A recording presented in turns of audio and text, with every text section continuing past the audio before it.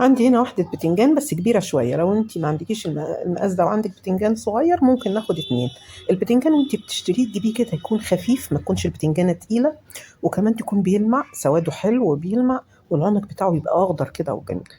بعد كده بقشرها انا يعني حابة ان ايه يبقى في جزء من القشرة في البتنجان بتاعي، فقشرت جزء وسبت جزء. ابتدي اقطع البتنجان بتاعي مكعبات زي ما احنا شايفين كده، بقطعه مكعبات مش كبيرة، مكعبات متوسطة. اقطع البتنجانة كلها وبعد كده اديلها رشة ملح واسيبها تنزل المية بتاعتها زي الطريقة المعتادة اللي احنا عارفين بنعمل البتنجان بيه ازاي. عندي كمان قرن فلفل كده، الفلفل اللي هو الاسكندراني ده بيبقى حلو قوي.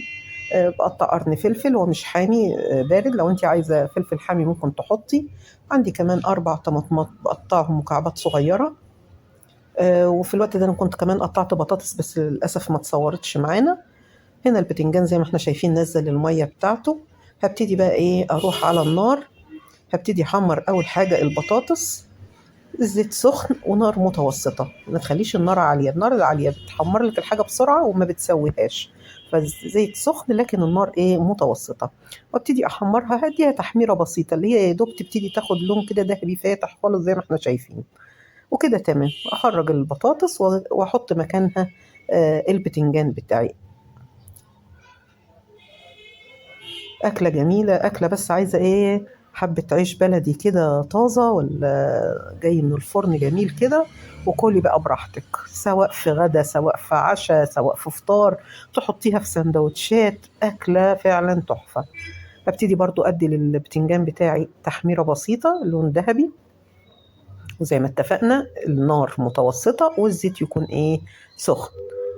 خدنا اللون الجميل اللي احنا شايفينه ده، ابتدي اخرج البتنجان بتاعي كفايه عليه كده. ما تغمقيهوش، خليه كده لونه فاتح. بيبقى الاكل لونه حلو وفي نفس الوقت طعمه حلو. لكن لو دوستي عليه بالسوى وبالتحمير بيدي لون غامق للحاجه، وفي نفس الوقت عشان تحتفظي بقيمته الغذائيه. كده تمام. هبتدي احمر كمان الايه الفلفل. لو عجبك الفيديو عايزه تحفظيه عندك اعملي له شير واعملي لايك عشان نرفع الفيديو. ولو عجبتك فكرة القناة اعملي متابعة للقناة وللصفحة بتاعتي على الفيسبوك. هبتدي أحمر الفلفل بتاعي. الفلفل طبعا زي ما احنا عارفين ما بياخدش وقت خالص، يا دوب دقيقة وتلاقيه كده هيبتدي يلون. خرجيه عشان تحتفظي بلونه وريحته الحلوة. كده تمام. هبتدي بقى أجيب طاسة على النار. هحط فيها حبة زيت، ممكن ناخد الزيت اللي احنا قلينا فيه ناخد منه حبة ونقلي ونكمل الوصفة. بعد كده حطيت معلقة كبيرة من الثوم. يا دوب الثوم يطلع ريحته، مش عايزة احمره، هو بس ايه اشم ريحة الثوم. طبعا هو كان طالع من الفريزر فخد وقت معايا شوية. وبعد كده احط له حوالي 3 معالق من الخل الابيض.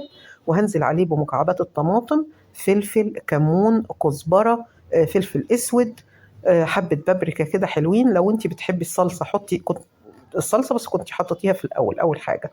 وبعد كده نص كوباية مية. تسيبهم يغلوا وانزل بكل بقى الخضار اللي انا ايه حمرته. واوطي النار واسيبهم يستووا كده مع بعض وياخدوا يدوا مع رشة كزبرة وبألف هنا وشفا.